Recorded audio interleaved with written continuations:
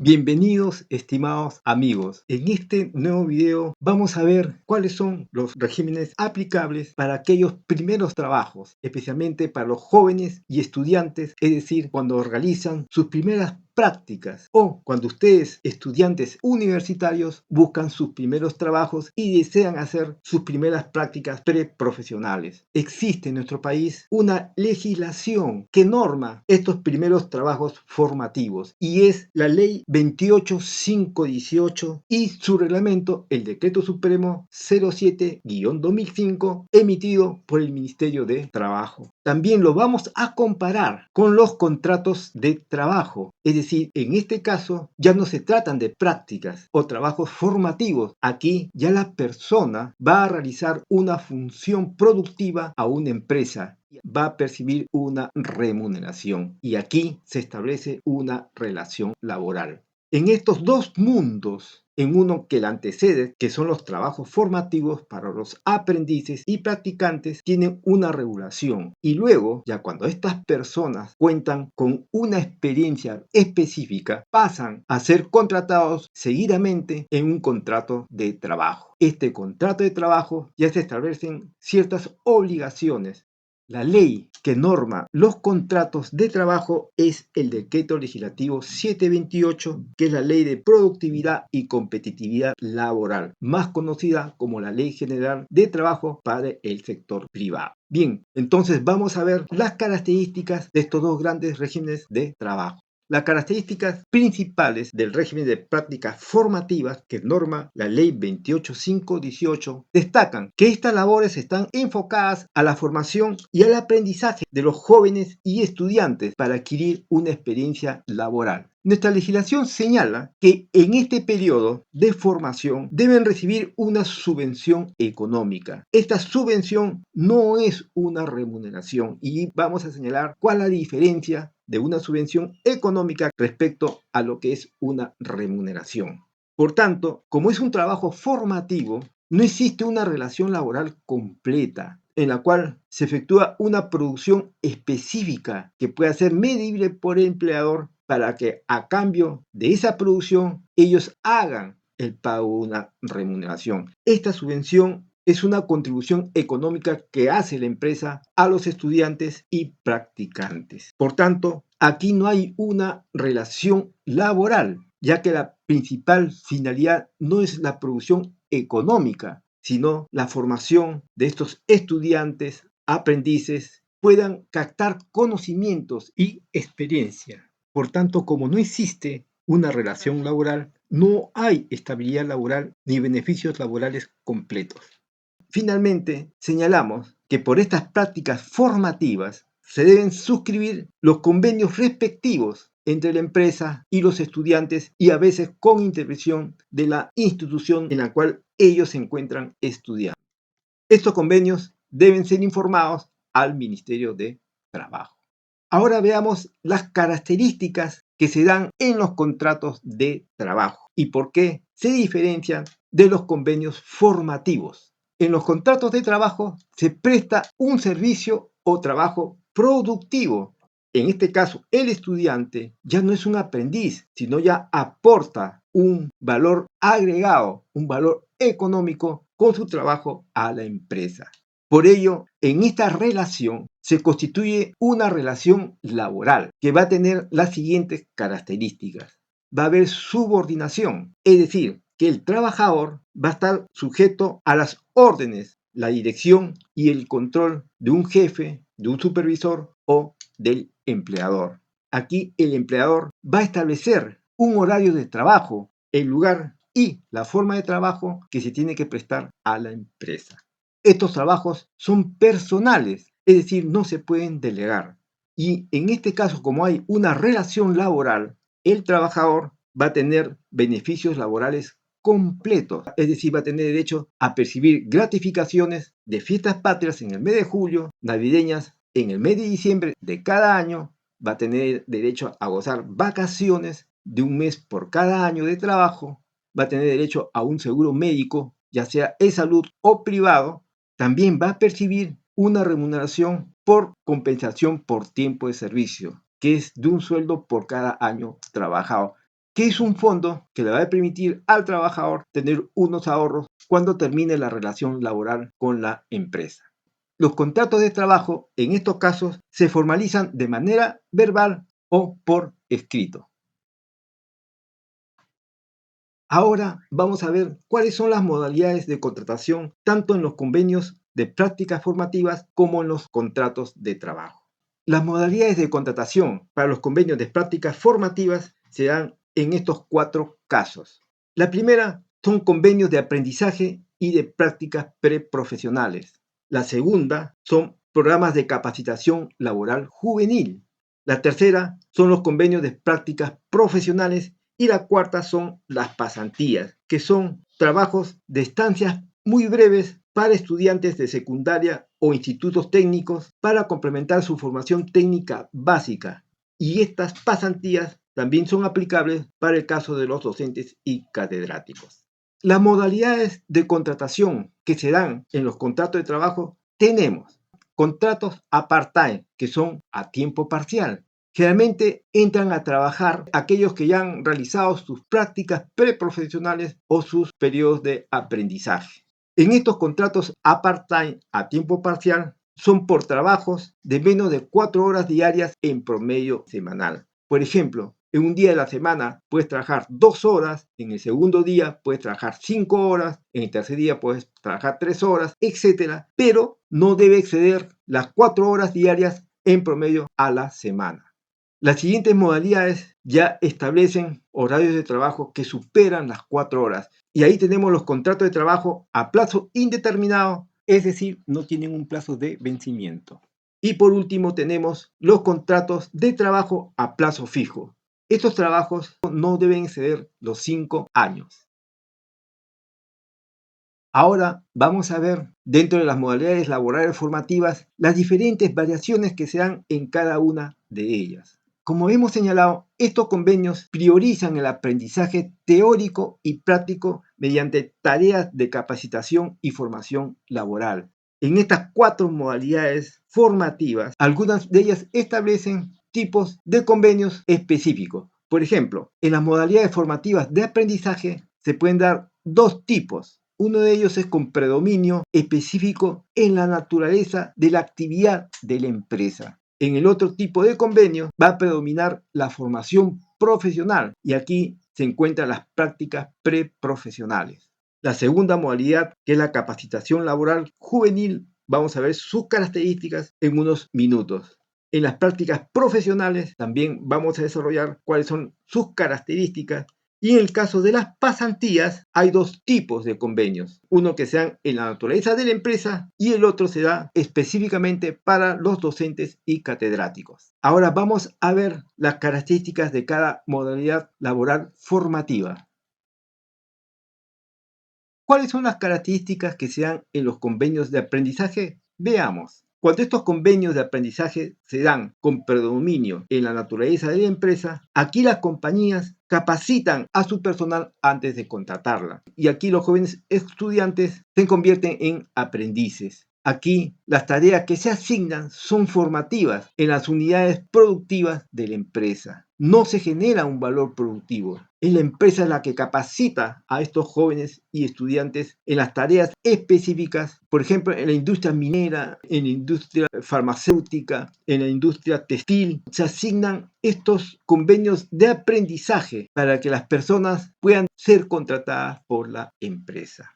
El tiempo de duración de estos convenios es proporcional a la duración de la formación y al nivel de calificación de la ocupación. O sea, va a depender de la complejidad de las tareas productivas que se van a enseñar a los practicantes. Seguidamente, estos convenios de aprendizaje para el caso de prácticas preprofesionales se dan en el caso para que los estudiantes puedan ejercitarse en una situación real de trabajo y aquí a ellos se le denominan practicantes preprofesionales. El tiempo de duración de estos convenios no debe exceder los 12 meses.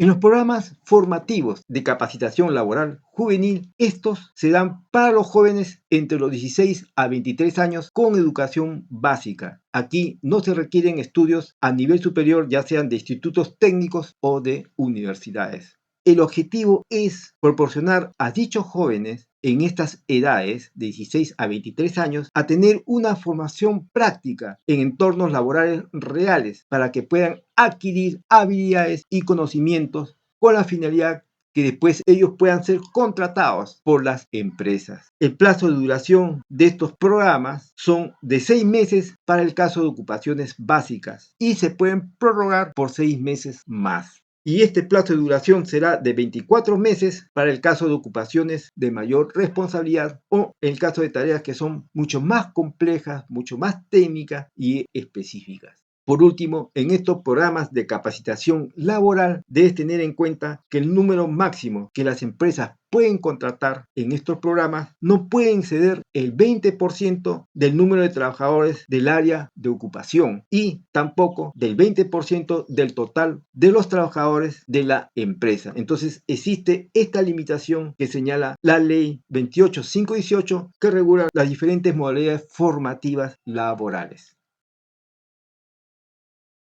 En cuanto a las prácticas profesionales, estas se dan para los egresados de institutos o universidades antes de obtener un título profesional. Por estas prácticas, la empresa debe pagar una subvención económica de una remuneración mínima vital o su parte proporcional. Te señalamos que la remuneración mínima vital para este año 2025 se ha establecido en 1.130 soles. Estos convenios de prácticas profesionales deben ser por escrito y se deben registrar en el Ministerio de Trabajo. Y al finalizar estas prácticas, la empresa te debe extender un certificado de dichas prácticas. Por último, debes tener en cuenta que en estas modalidades formativas de prácticas profesionales, estos convenios no deben superar los 12 meses y cumplido este periodo ya no se puede renovar. Es decir, el plazo máximo es de un año.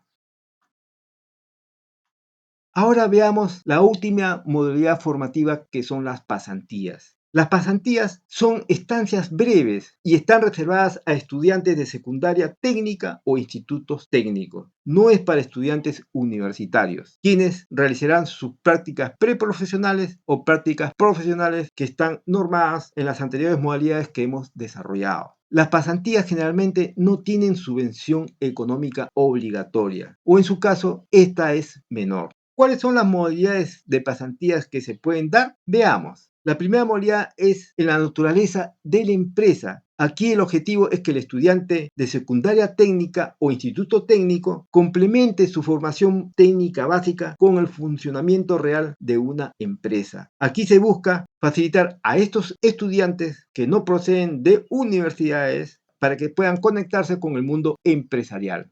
La otra modalidad de pasantías se da específicamente para los docentes y catedráticos. Aquí se busca el perfeccionamiento y especialización de los docentes y catedráticos, es decir, pueden encontrar la especialización de sus carreras, ya sean de matemáticas, de literatura, historia, arte, deportes, etc.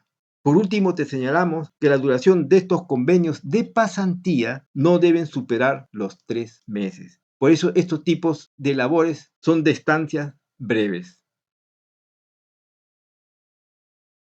Ahora vamos a ver un cuadro resumido de los beneficios de cada régimen.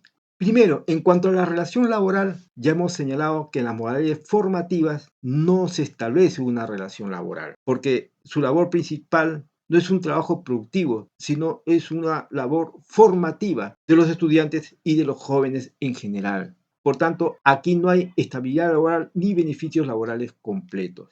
En el caso de los contratos de trabajo, sí hay una relación laboral, porque ya hay un trabajo productivo que beneficia a la empresa. Por tanto, el trabajador tiene beneficios laborales completos. En cuanto al pago de una compensación monetaria, para el caso de las modalidades formativas, se paga una subvención mensual económica, la cual no debe ser menor a una remuneración mínima vital que para el año 2025 se ha establecido en 1.130 soles, en caso que se cumplan los turnos de trabajo de la empresa. O, de ser menor, se debe pagar su parte proporcional. Por tanto, esta subvención no tiene un carácter remunerativo. Así lo establece el artículo 47 de la Ley 28518 que regula estos tipos de formación laboral.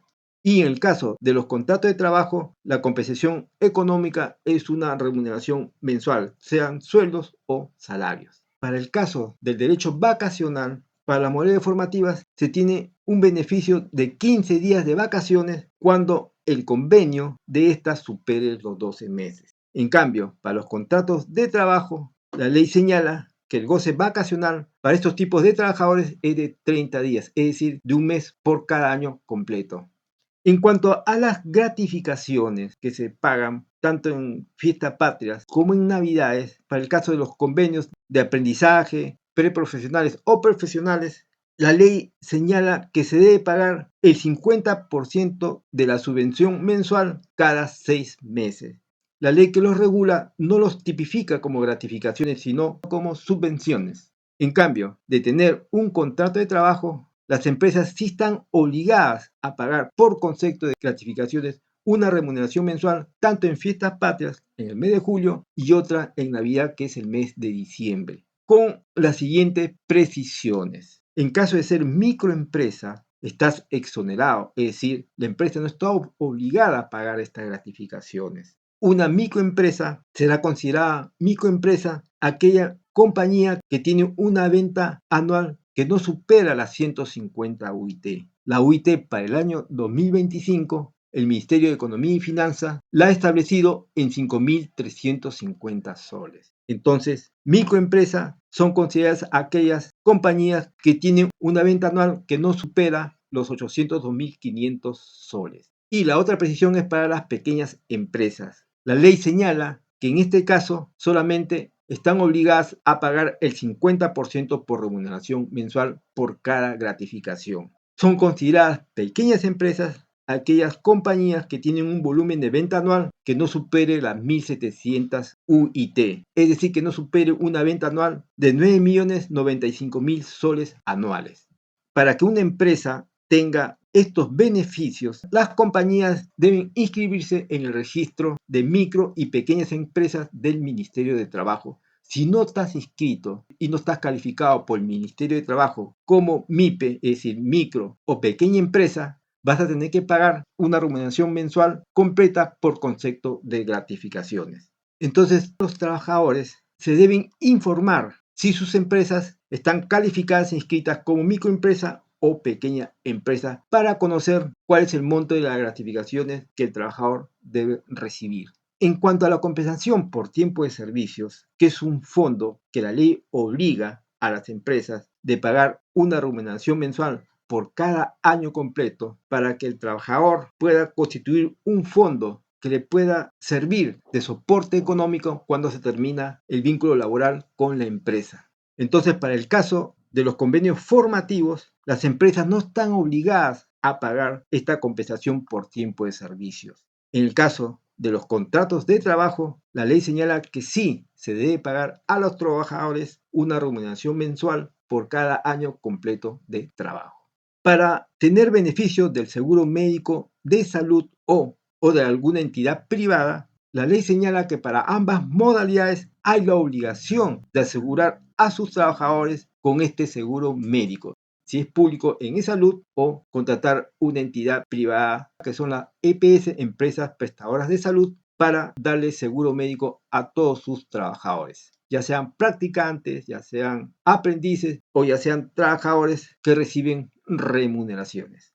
Veamos ahora quiénes van a estar afectos al pago de impuesto a la renta o pagar una contribución para tener una cobertura pensionaria, ya sea privada en la AFP o pública, que es la ONP. En el caso de los convenios formativos, no existen obligación que se afecten a los practicantes o aprendices por estos conceptos. En cambio, para los contratos de trabajo, sí, las remuneraciones van a estar afectadas al impuesto a la renta y a las deducciones o retenciones de una parte de la remuneración para que se pueda pagar a la AFP o a la ONP.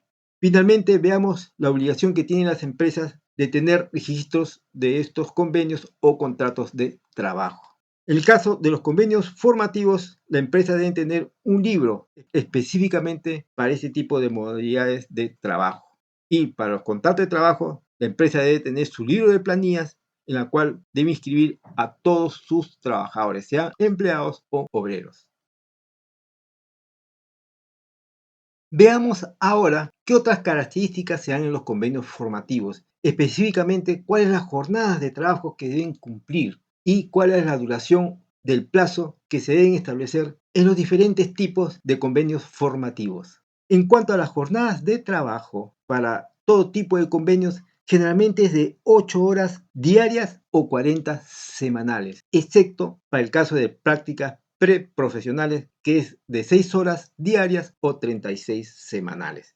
Para el resto será de 8 horas diarias o 40 horas semanales.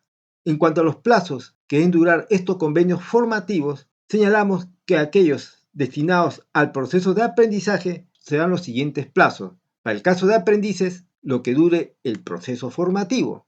Para el caso de las prácticas preprofesionales, el plazo del convenio será de 12 meses como máximo. En los casos de capacitación laboral juvenil para jóvenes estudiantes de secundaria técnica, es decir, no se incluyen de institutos técnicos ni de universidades, el plazo será de 6 meses si se tratan de ocupaciones básicas o menores, que se pueden renovar por una sola vez. Y este plazo será de 24 meses cuando se traten de ocupaciones de mayor responsabilidad. En cuanto a las prácticas profesionales, la duración del convenio no debe exceder los 12 meses. Y en el caso de pasantías, como hemos señalado, que son estancias breves para los estudiantes de carreras técnicas, ya sean de colegios técnicos o de institutos técnicos, estos plazos no deben exceder los 3 meses. Y en el caso de pasantías para catedráticos y docentes, para que puedan perfilar a qué especialidad o curso se van a dedicar, el plazo de estos tipos de convenios también será de 3 meses. Ahora vamos a ver las características principales dominantes que se dan en los contratos de trabajo. Empecemos por la primera modalidad, que son los contratos de trabajo a part-time, es decir, a tiempo parcial. Estos contratos hacen referencia a la contratación laboral de un trabajador a tiempo parcial. Trabajadores que son contratados a laborar en un horario menor de 4 horas diarias de labor en promedio semanal. Como hemos señalado, o sea, en la semana puedes trabajar el día lunes 2 horas, el martes 5 horas, el jueves 3 horas, pero para que se cumpla la condición de un contrato de trabajo a part-time a tiempo parcial, que el promedio semanal no deben ser las 4 horas diarias. Veamos los beneficios que tienen estos tipos de contratos de trabajo. La remuneración económica base deberá ser la remuneración mínima vital, que como hemos señalado es de 1.130 soles mensuales. De trabajar turnos completos. Si trabaja menos, se le deberá pagar la parte proporcional. Estos trabajadores tienen derecho a gozar de la asignación familiar en el caso de tener hijos, y esta asignación es del 10% de la remuneración mínima vital. Tienen derecho a gozar de gratificaciones, una remuneración mensual adicional en julio y otra remuneración mensual en diciembre.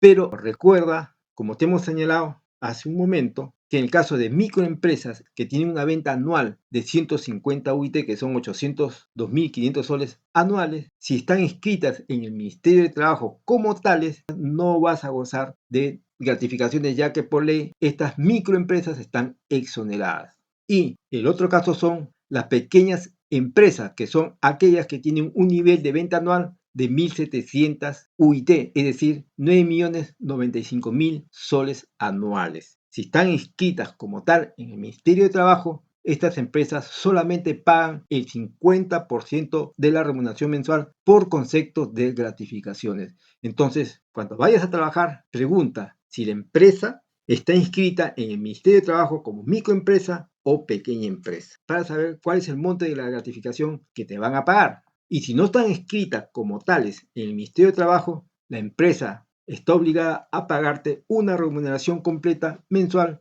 en julio por las gratificaciones de fiestas patrias y otra remuneración mensual adicional en diciembre por fiestas de Navidad. Para estos tipos de trabajadores, la empresa está obligada a asegurarlos en el Seguro Social de Salud, y el costo de esta contribución lo asume la empresa, no el trabajador. Y en cuanto al sistema de pensiones, ya sea público, que es la ONP, o privado, que son las AFP, los trabajadores sí deben contribuir con el 13% de su remuneración. Es decir, la empresa le deduce al trabajador ese 13% que luego lo paga ya sea la AFP o la ONP para constituir su futura jubilación. Entonces, el sistema pensionario sí corre a cuenta del trabajador. Y por último, tendrán derecho a gozar en la participación de las utilidades de la empresa. Pero estos trabajadores a part-time no tienen derecho a la compensación de tiempo de servicios, es decir, aquel fondo donde la empresa se ve obligado a pagar a cada trabajador de una remuneración mensual por cada año de trabajo para que al final del vínculo laboral el trabajador pueda contar con un soporte económico cuando se retire de la empresa. Pero aquí, en los trabajadores a part-time, la empresa no está obligada a pagar este concepto de CTS y por tanto tampoco a pagar indemnización por despido arbitrario. Es decir, en estos contratos a part-time la estabilidad laboral es muy frágil. Es decir, la empresa te puede despedir si no tienes contrato en cualquier momento y si tienes contrato, si termina, la empresa no está obligada a renovártelo. Ahora entramos a ver los contratos de trabajo a plazo indeterminado. Vamos a ver sus características principales. Esta modalidad de trabajo a plazo indeterminado es la más utilizada en nuestro país y puede ser por acuerdo verbal o por escrito. ¿Cuáles son sus principales características? Veamos. Estos tipos de trabajos son personales, es decir, no se pueden delegar y a cambio el trabajador va a percibir una remuneración. En este tipo de trabajos existe una subordinación del trabajador a la empresa, es decir, estará bajo el poder de dirección de un jefe, un supervisor o del empleador. Aquí se debe cumplir un horario específico en un lugar de trabajo determinado. Y por ser un contrato de trabajo a plazo indeterminado, no tiene vencimiento, es decir, no tiene una duración expresamente definida.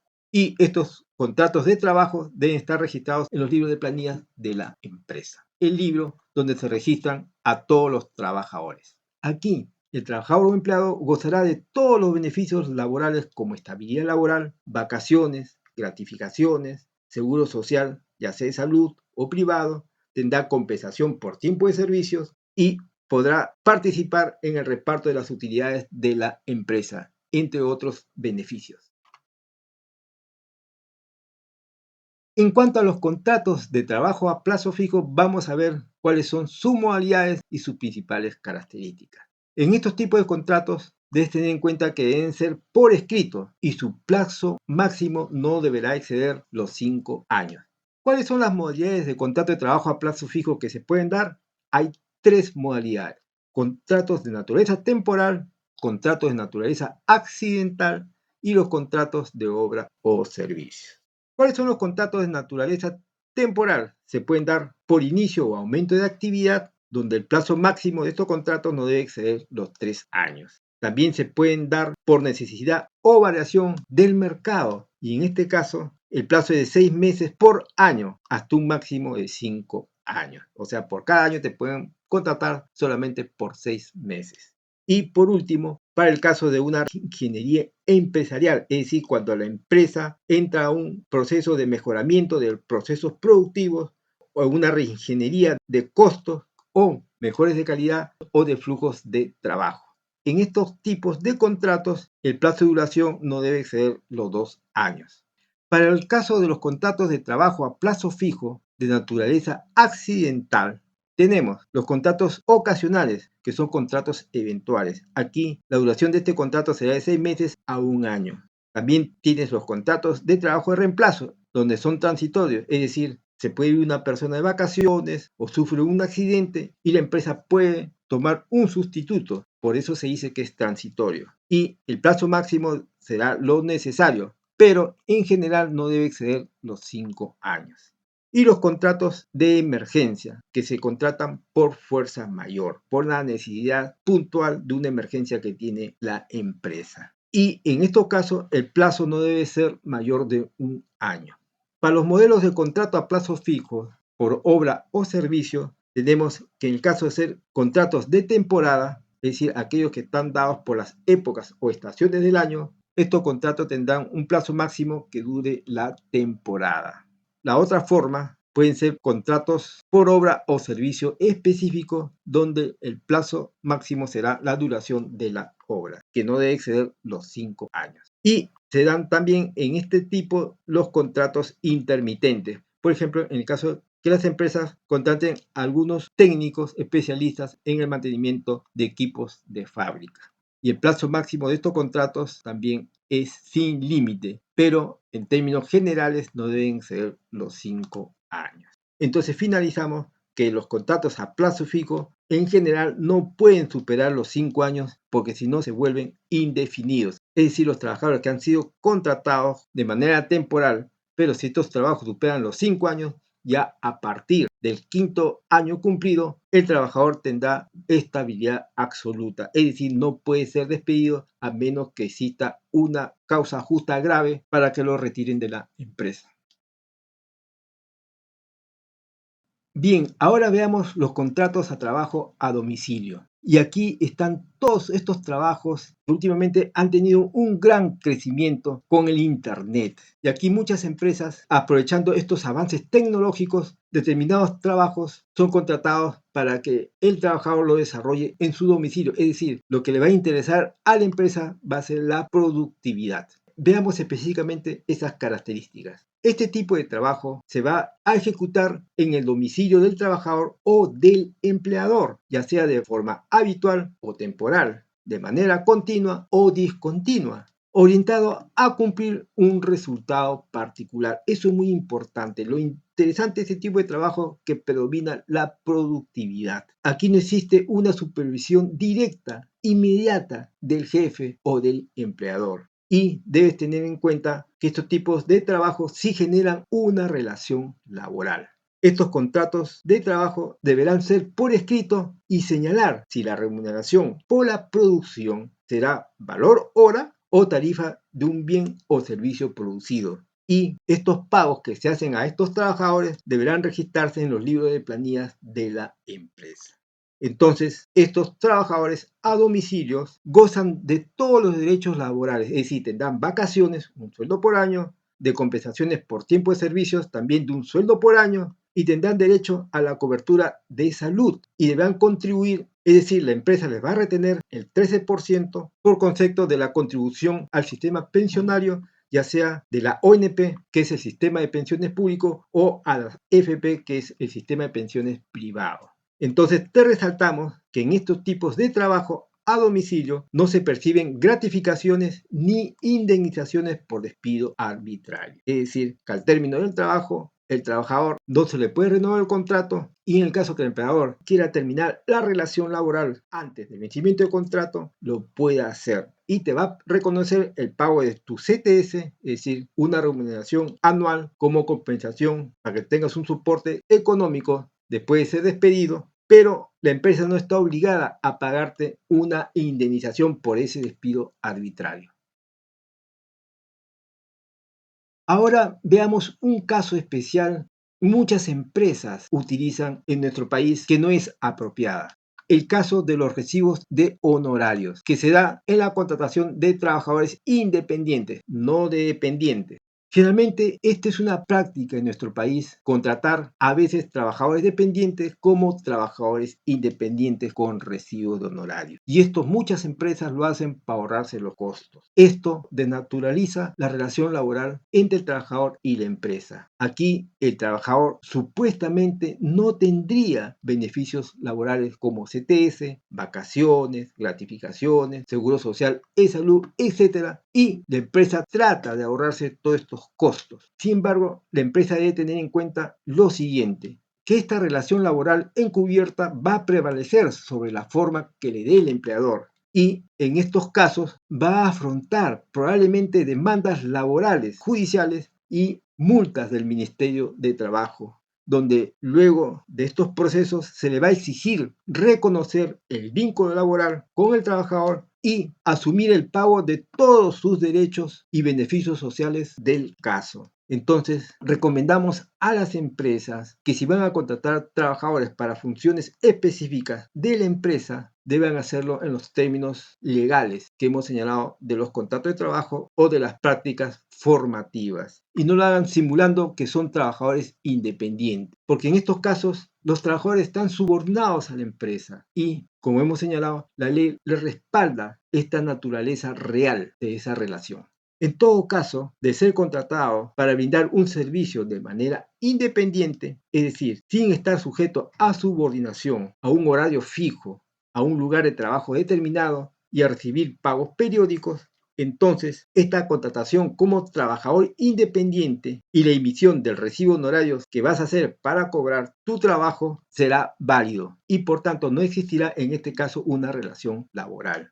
Debes tener en cuenta cuando vas a ser contratado como trabajador independiente que si el monto de tu recibo honorario es menor o igual a 1.500 soles, vas a estar exonerado del impuesto a la renta. Pero si superas dicho monto, se te va a aplicar una retención del 8% por concepto de este impuesto. Y esa retención lo va a efectuar la empresa, es decir, del 100% de tus honorarios te van a pagar 92%, el 8% lo va a retener la empresa y la empresa después lo va a pagar a la SUNAT.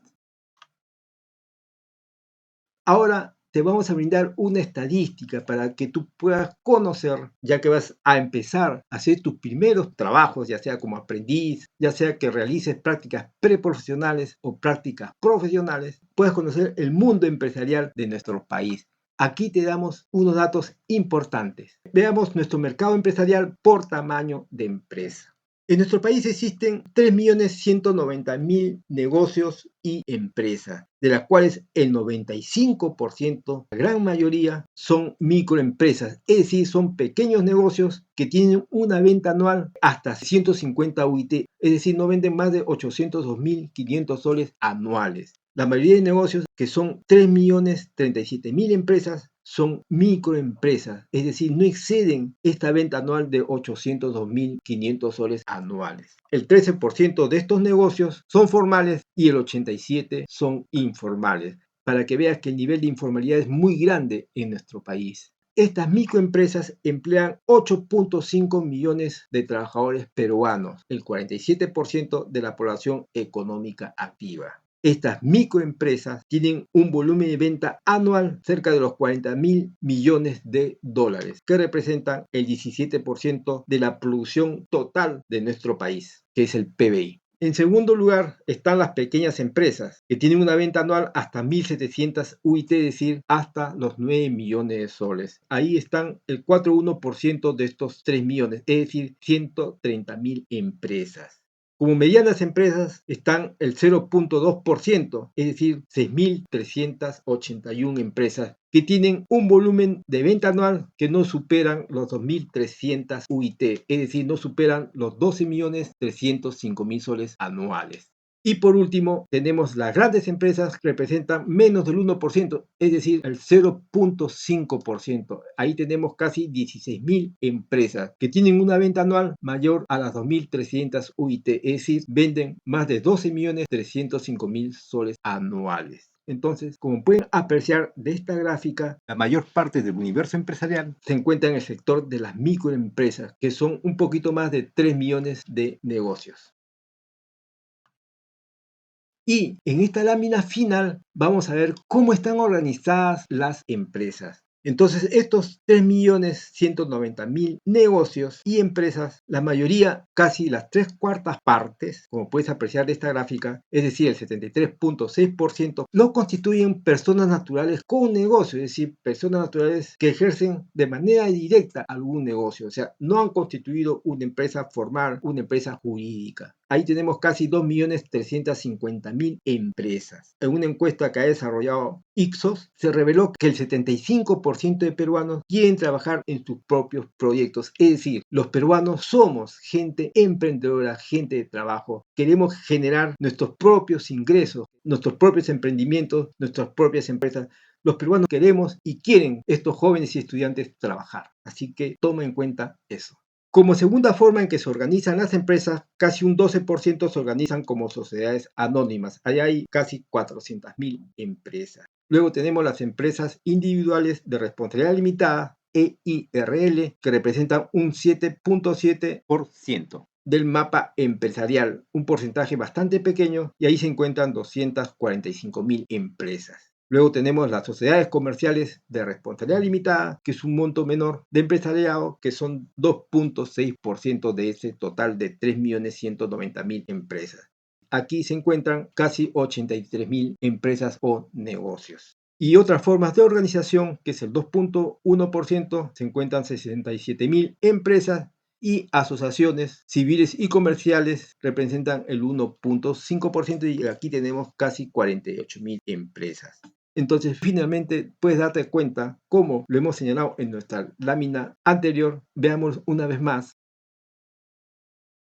El 95% de las más de 3 millones de empresas son pequeños negocios que no venden más de 800.000 soles anuales, es decir, casi 3.040.000 empresas del total de negocios y empresas que existen en nuestro país. Regresemos. Entonces, somos un país donde el 95% del total de las empresas son microempresas, ya que no venden más allá de los 800.000 soles anuales. Y la gran mayoría, casi las 3/4 partes del mundo empresarial, están organizadas por personas naturales, es decir, no están organizadas como empresas jurídicas. Son negocios personales que, como lo revela la encuesta de Ipsos, el Perú mayoritariamente es un pueblo emprendedor y trabajador. Bien, amigos y amigas, hemos llegado a nuestra parte final. Te deseamos que en estos trabajos formativos, que después te van a llevar a tener un contrato de trabajo, vas a poder constituir un proyecto para tu desarrollo económico y profesional. Si te ha gustado este video, danos tu poderoso like, y te invitamos a ver otros videos interesantes que hemos desarrollado anteriormente. Y nos vemos en el próximo video.